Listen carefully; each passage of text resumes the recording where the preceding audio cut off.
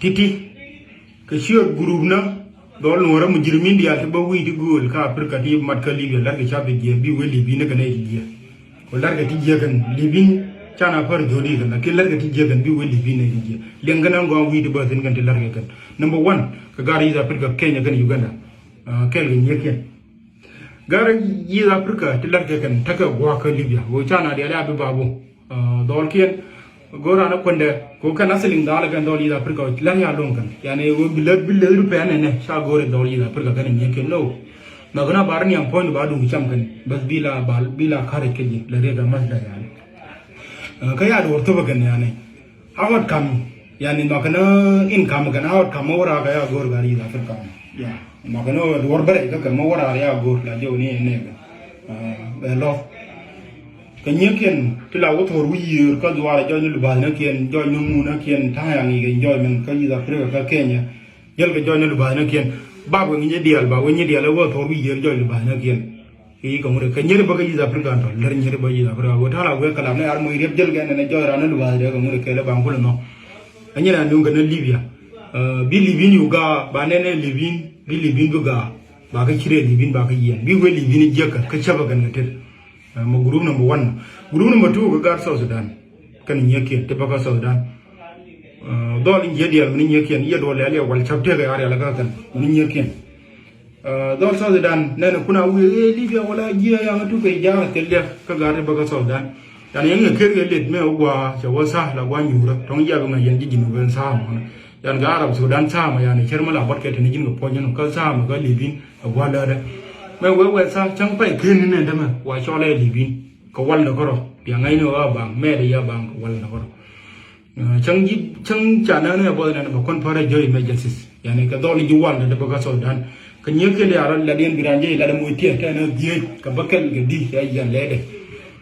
tie ton mi wo tie ya mi ni ngene de ma dar je ko wal ko ba no wu no kana ne kwa nye dial ba e nyer ja ka mu ko yere ko mu ga ya de chaw nyer to da ya de chaw ta nye ke nyer ju bo no yo ni nan te ka mi la we ka si di pok ka shar facebook mi we ka si di pok na nya me wa ya dum chuma chang ida ne 2 year wallahi ma ngan mata ki long nya be ka juba ko no lom na ne ni do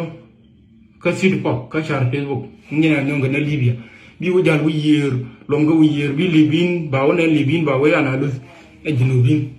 ko wona wal ga la ba na ga ina da to da ya ku fa ngai ga de la ga di je aka ka jinubin ga ro ji sudani da arle bi we libin je ka so grumba number 2 no grumba ka Sudan kan nyeken to juwal jaga muro ku yere nyeken ba nyedi al baba dol ken le ka wal le kwal ga nga wal ya ngai bi libin bi lo ku zongo ne ga kama gara mi jinubin ga muro ka dol jinu da juwal nyen ken le ga wal kan ya ka re mubashir no le ka wal number 3 ka gar Sudan number 3 gar Sudan min nyeken timi je me madwan ka nauna ka gar kamar drug na kamar konga kamule ke gara Sudan do ni gaje ko gar Sudan ni yen mor ci ara ngat dan ya no ngi ko na mor ya no kon yang da ya bi ne jeng ku ro ngom ya ni ye ye no mor ka da mor ngom be ñob bi ya ni ye na mor ko ye ran ngana man ko mom na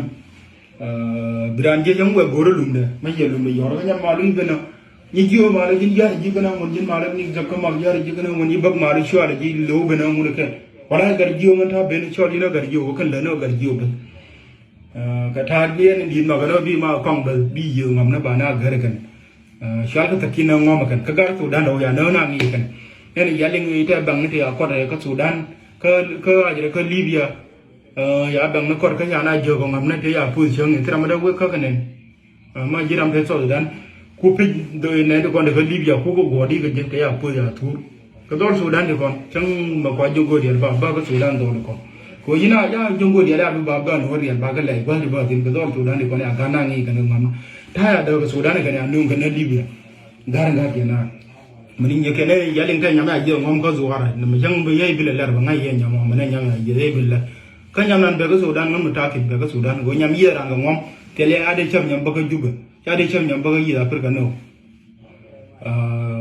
để cái Sudan nhầm này, pi được cái Sudan còn lại giống về giống nhà rồi còn kia giống nhà làm ở đồng thế để có pi được Sudan, có chăm này chăm chăm gì so group number 3 no te baka Sudan ka gara number 3 da mani yake da larga kan da Libya bi wali bi ne jeka number 4 ka gara baka Ethiopia kel ni yake gara baka Ethiopia tamta bi ga jehar ka gara East Africa ko kan gora na kwande ya kwande je ko Libya ka dirwa kiya don ka Libya wai to ko la di mai no lakini mo na ni gogan shalga na jama'a su wadi taw ngai kan da mai joji no Sudan don na do ya ngai jinu Sudan criminal la ka ba ka na dia te yin ku do no libin ba ngai ba system ne bana tin wo be million number 4 kan gara Ethiopia ma ra na kwande be yong ka tabde ba ma ga thoy be jal mo na wo Libya wo we ku yong wo yirta to ngai wo yirta ne am na ke ta jawre che ngai ki yong na la go ne yo ko ma be wo la be yong ba la no mo te ba enjoy men kong ya ngi kan ka Ethiopia mơ ka tram thi ga yong ni tram thi ji te nye ken de thong go cha ngu ngi kan yani cha mur pen kan na we ya lar ga bai bun ka Ethiopia ayu mur pen de mo cha ngi kan ngu ma ya pen wala yong ma ni nye ken bi ma ga sin ni ni ngu rien go ro ji ya number 5 da group yi pel wi mon la ba ke wo yang chu ba ka Europe la pe li na dia ka gar ka ro Egypt te ba ka Egypt ka ge ya ga dia ma ni nye ken ga dia bidani je tura le umle ne dinga na ko kete ba ka Misir no no ka gar Misir la Egypt geina dia da mo chang wi chu bon bi ngwana geina ra yen